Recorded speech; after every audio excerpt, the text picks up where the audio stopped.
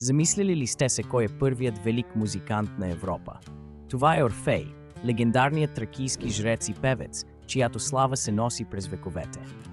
Роден по нашите земи, Орфей бил не само музикант, но и духовен водач, който според митовете омагьосвал животни и дори камъни със своята лира.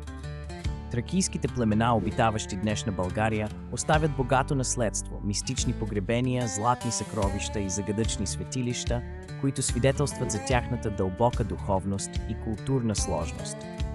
Религиозните им ритуали били наситени с музика и танци, а Орфей бил централна фигура в тези церемонии, символизирайки връзката между човека и божественото.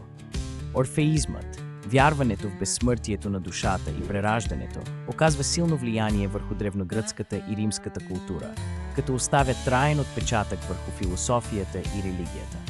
Музиката на Орфей символизира хармонията между хората и природата, вдъхновявайки поколения творци и мистици. Днес в Родопите и други части на България още се усеща духът на Орфей в песните, обичаите и мистичната атмосфера на тракийските светилища, които продължават да привличат изследователи и почитатели. Този велик жрец ни напомня за силата на изкуството и духовността в българската история и за непреходната връзка между миналото и настоящето.